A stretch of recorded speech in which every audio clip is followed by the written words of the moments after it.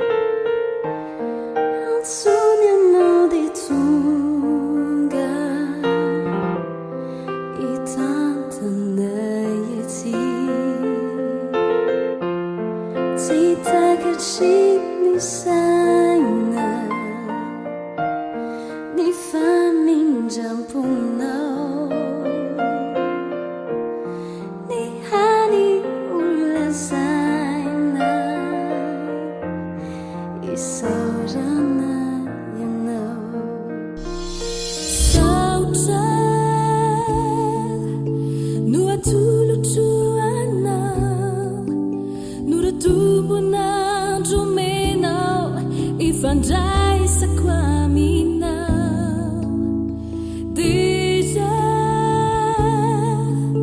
ary laza ihany koa hoanao rilay tsy hoanao rilay tsy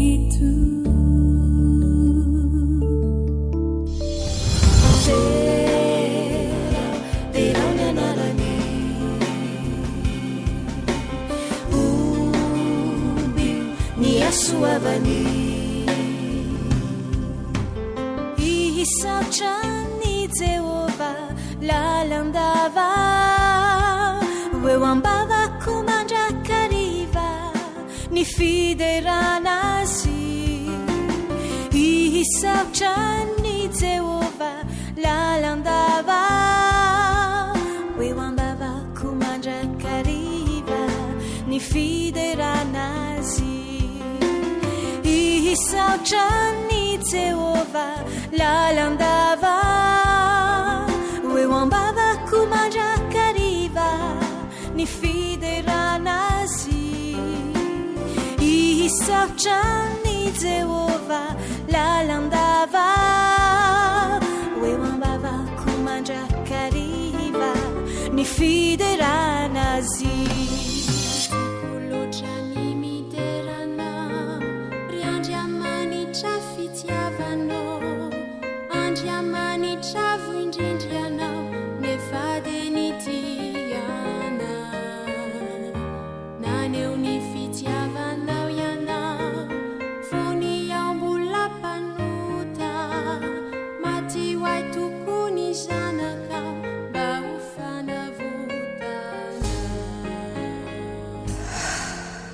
ao amin'ny Romanina toko 5 andininy 7.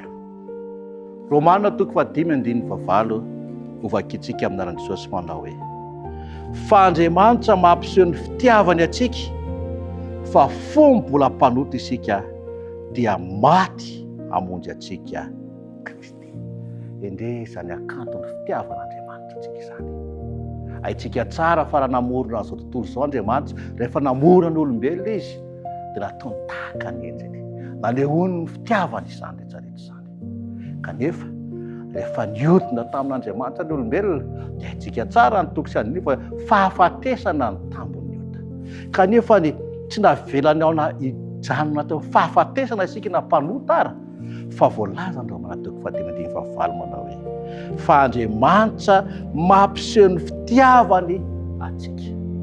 Ary ary amin'izao na toko 7:9 toko sy andiny atsika tsara raha dia izy fa toy izao ny tiavan'Andriamanitra tontolo izao nomeny ny sanan'ilay tokana mba tsy ho very izay rehetra mino azy fa hanana fiainana mandrakizay.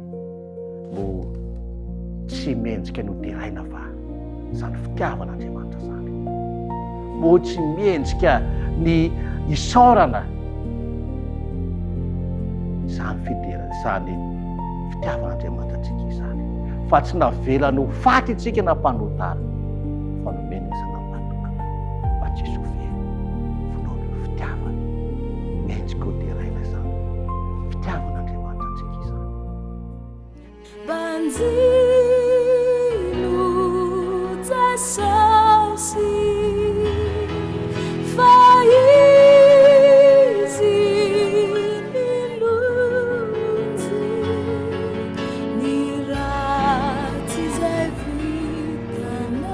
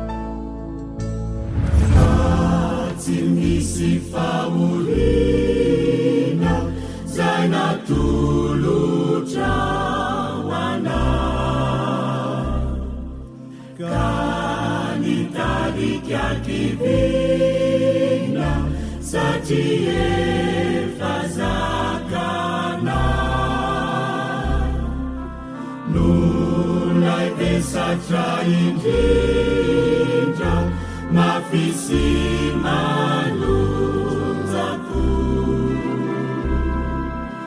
izay metinao namindra ranovonony anao Jesosy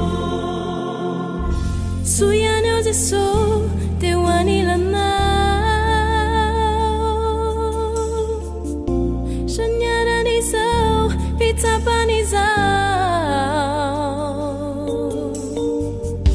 Farahaty zany angamba teo lozy izay nantso Fa tena very evitrao So teo anilako ianao Potokiko resy Ao aminao de umabalada ulirufakampanay Satria anao no mitondra sy milady ireo mabisatray Sady matoky sy marina mamela ireo elokay Tomera tompo aty anatinay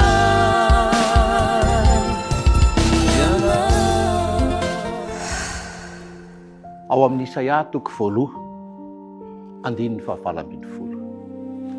Isaia toko 8 andininy 7 hovakitsika amin'ny anaran'i Jesosy manao hoe avia ary fandahatra isika hoy Jehova na dia tahaka ny jaky aza ny fahotanareo dia ho fotsy tahaka ny oram-panala na dia mangatsakatsaka tahaka ny sily azy dia ho tahaka ny volon'ondry fotsy atsoan'Andriamanitra isika ifandahatra aminy anatona aminy anatona eo aminy ianao izay efa kivy noho ny fahotana dia zay izay avy ary ifandahatra isika fa na dia tahaka ny jaky aza ozy izy dia ho fotsika tahaka amin'ny oram-panala fitiavan'Andriamanitra zany io fitiavan'Andriamanitra io dia fitiavana rehefa miona amin'ny fitiavan'Andriamanitra zany fitiavantsika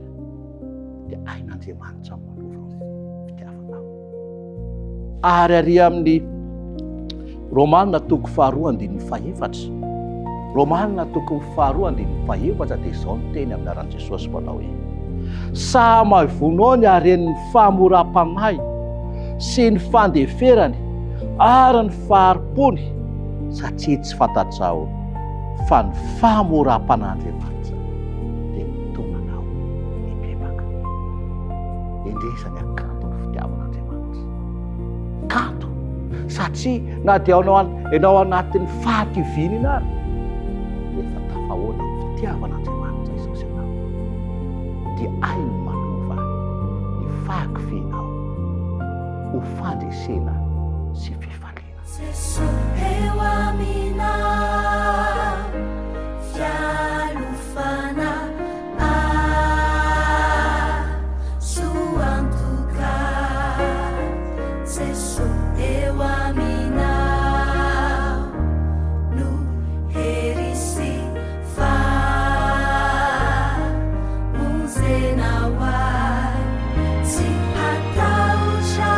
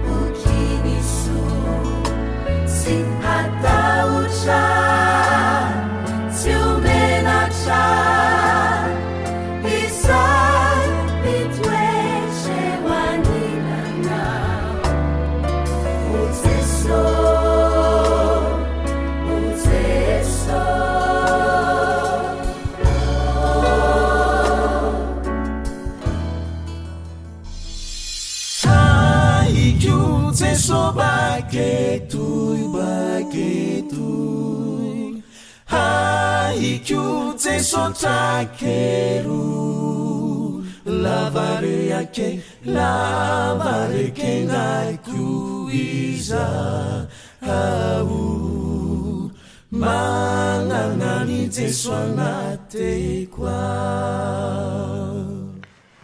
Mahatsapa sy mahita ny fitiavan'Andriamanitra ao amin'Andriamanitra fitiavana. Tiantsika ny hitondram-bavaka manokana n'izany fahatsapana izany ary. Koa manasa anao amin'ny mpitiavana iombona amin'izany vavaka izay tanterahana izany. Misaotra anao zahay raha tsara indrindra izay any an-danitro. Misaotra anao ihany koa ny amin'ny fahafahanay mahatsapa ny fitiavanao. Ary tanterao aminay Tompo ny asan'izany fitiavanao zany hiteraka fiovampenitra lehibe iainanay zany ary ho tafita ihany koa amin'ireo rehetra izay mifampikasoka aminay. Ho voninahitry ny anaranao ary ihany koa fifaliana ho an'ny mpanomponao tsirairay avy. Tonoana ny vavaka ho amin'ny anaran'i Jesoa Kristy. Amen.